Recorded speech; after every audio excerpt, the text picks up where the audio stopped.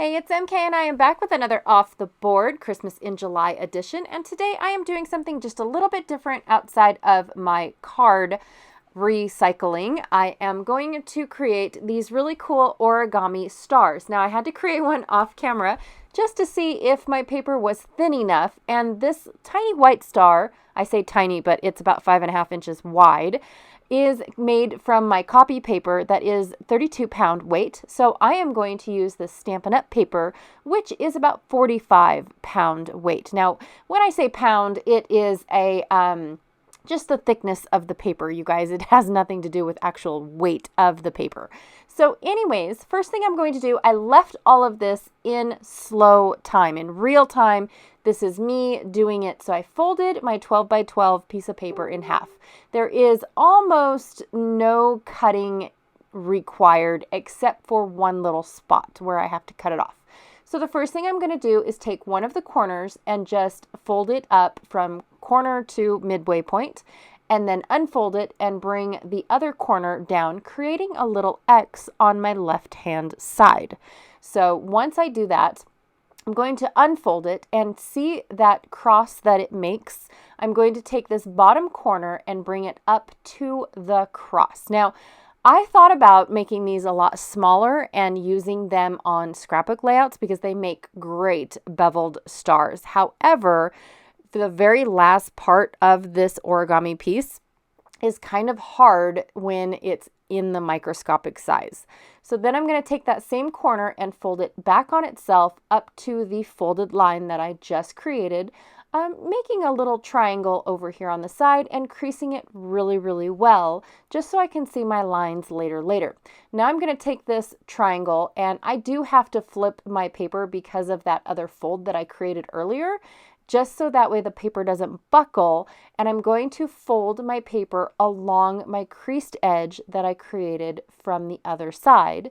And once I am done creating that fold, I'm going to then fold it back on itself. So that way I have this awkward triangle shape. Now, I know I don't know the technical terms when it comes to origami and, you know, when I say the folds and whatnot, but I was hoping that with going in slow motion, you can see what it is that I am doing.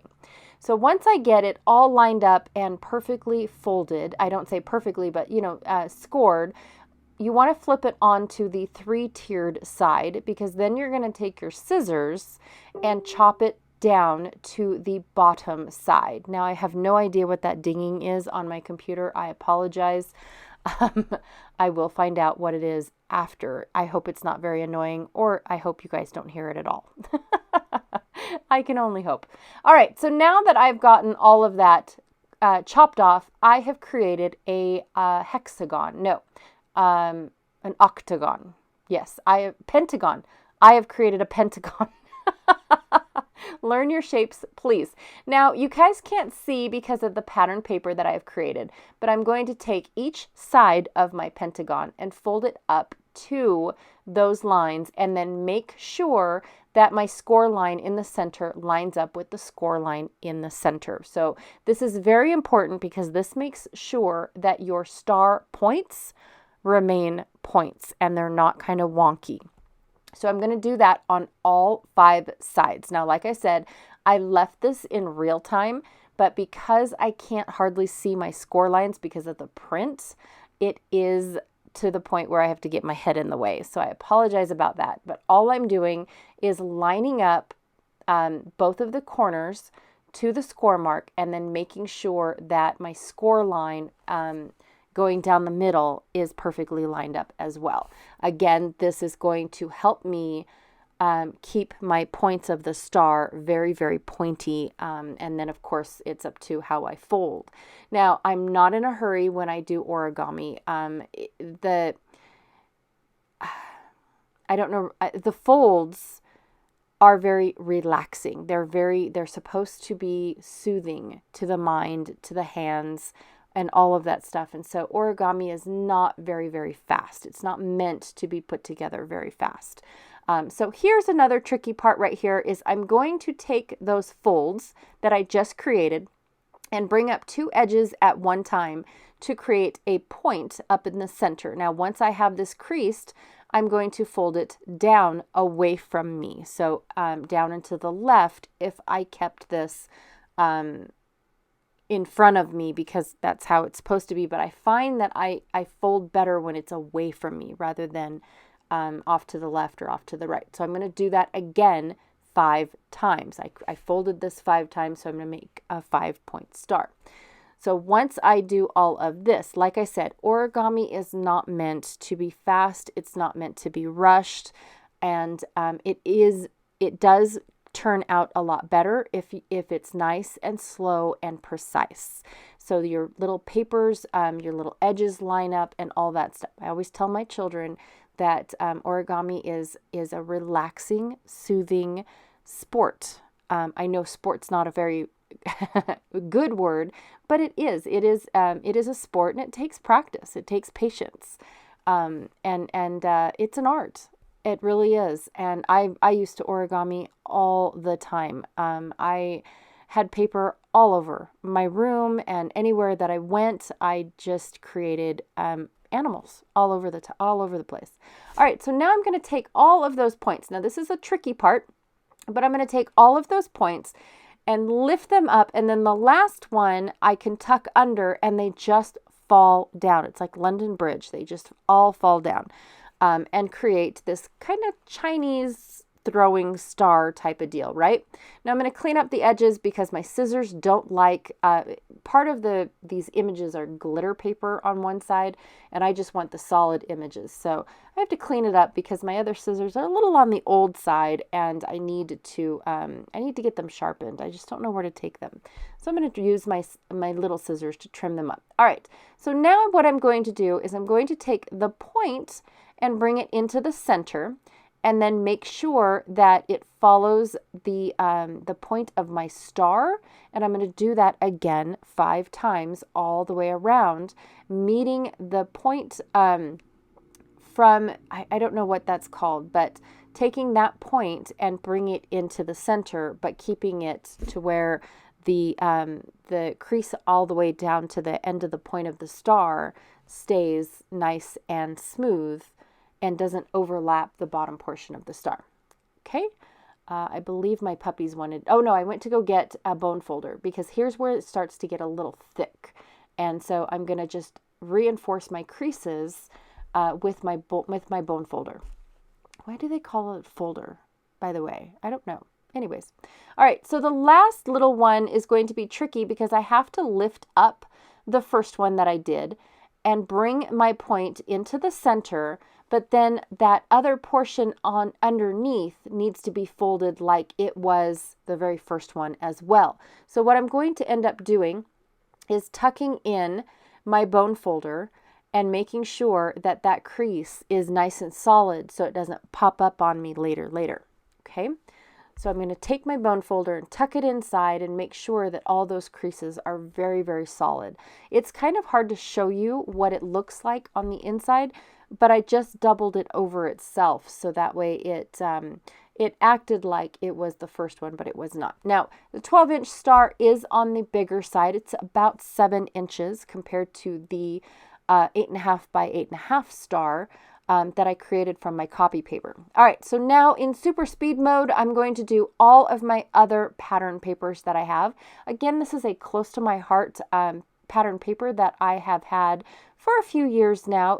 I love the bright and cheery colors. I love this mint green, and the red on this one was just a beautiful bright red. So I really did enjoy the colors of this collection. However, I don't scrapbook Christmas like a ton. I don't do a December daily, and I don't do, I just don't do a bunch. I usually have a few pages here and there, and that's it for every year. And so I have a ton of paper, and I really wanted to show you guys a project that uses up a lot of paper. Well, this particular one used up a lot of paper because I had a lot of comments on my garland that I created a while ago. And I wanted to make a different type of garland or not garland, but banner. And I absolutely love banners, garlands, things like that. They're my favorite type of decoration to have in the house. And so I just wanted to create a different one, a bigger one, and one that uses scrapbook paper instead of cards. and help us use those thinner, older scrapbook papers. Now, I say older because most scrapbook papers nowadays are real cardstock and at least 60 pounds. Now, 60 pounds is a normal card as well. You know, the card, greeting cards are also 60 weight, all the way up to 80 weight. And so they are too thick, because once you get to the very last section of making this star, it is definitely on the thicker side and a lot harder to handle. So yes, you definitely want to use thinner paper. In fact, this 45 weight was a little bit on the thicker side too. So I struggled, especially the ones that had glitter on the back. So I definitely struggled slightly. I don't want to say to the point where I wanted to give up, but the bone folder definitely helps when it came to the glitter portion of it and the extra folds at the very end, the very last 5 folds. The bone folder definitely helps. So one of the things that I also end up doing off camera once I am done creating my last little star is I went through and went ahead and made 5 more of my copy paper stars. So that way I could have a print and a solid and a print and a solid and a good looking banner. Plus it was more than just I believe I ended up with 7 stars on this one. I can't count, so I'm not sure. I only make 4 for you because that's all the pattern paper that I had. I just wanted to show you guys what they all looked like created into stars, because once I start making the banner, it's a little tough to envision it when they're all just piled on top of each other. And I can't zoom my camera out far enough for you guys to get the real picture of how big the banner ends up becoming. But it does look really good, and I did hang it up where I normally keep a banner at all times. I keep saying banner, but a garland banner, anything like that. I did hang it up so you guys got a view of what it does look like and all that good stuff. So first, before I decide to string them all up, I was going to just string them up, and then I wanted to see what kind of pattern I had going on first. And so I did end up laying them all out. I had to do 2 rows, but I laid them all out so that way I could get a good visual of what it was going to look like with, the pattern and the solid and whatnot. And I didn't realize until I was done folding all my stars that I only had 1 solid red star. Now, also too, because my twine is too thick to have a needle, I do wrap some washi tape at the end to prevent it from fraying, but it also stiffens the end of my twine, so that way I make a makeshift needle. Now, once I figure out how I am going to string up my stars, I did not record that part because it was just like, a monkey trying to do a math problem.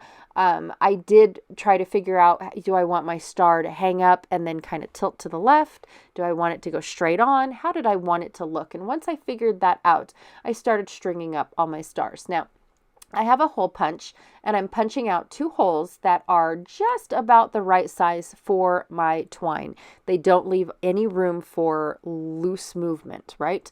It's just enough to get my twine to be pulled in and out. Then what I ended up doing was wrapping the twine around the tip, so that way the stars don't shift and all end up in the middle of the banner. So I can move them around, but they're not going to shift on me once I hang it up and leave it. So they're not all going to go to the sagging section of this garland banner piece. Is it a banner because they're hanging down, or is it a garland because I strung them all up? I'm going to have to look that up. I'm going to have to look out the difference between a garland and a banner just for, my sense of, just so I can sleep tonight. Once I strung up a few and I really did end up liking it, I went ahead and I punched all the holes. So that way I didn't have to string punch, string punch, string punch. It streamlines the process when you work in batches. And so if you punch everything, then you can string everything and then it's done, right? The stringing definitely goes really well and a lot faster when I do have it all punched and I didn't have to pause after every single time. Like I said, I'm wrapping the twine around the top. And so I'm using my finger to keep that hole loose as I push it down the twine about where I want it. Now, off camera, again, I do string it from both of the lamps that I use for when I record. I have two, I don't know, like shadow lamps, I think is what they're called. I can't remember the name of them. But I did string it across, which my desk is 48 inches wide, and so that's a decent size for a banner. And I use my my lights a lot to help me judge whether or not my banner is good enough, and if I had all the stars distanced enough. So here are my stars. Here are the stars hung up where I normally would have kept them. And there is the pinspiration that I got from my Off the Board in Christmas in July little, I don't know, pin board I have, I guess is what Pinterest calls it. Anyways, that is what I have for you guys today. Today is actually the official Off the Board Wednesday, so we have a few extra people hopping along with us today that did not hop along all month long, which is acceptable, absolutely. But so I do have two different lists going on. I have the normal list that I've had all month long, but I also have the other list where people have joined for Off the Board. I don't know how many people are playing along with Christmas in July. It was just something that I wanted to do to kind of take a break from scrapbooking and give a different appeal to whatever craft we are also into. I appreciate the patience with you guys. I will get back to scrapbooking soon, especially next month. I look forward to getting back into it. I just needed to take that mental break for a little bit. So I appreciate it very, very much that you guys stuck with me all the way through month of July. This is my last Off the Board. I look forward to seeing you guys in August, especially with the 31 days of cut files coming up. And I will check y'all later. Bye.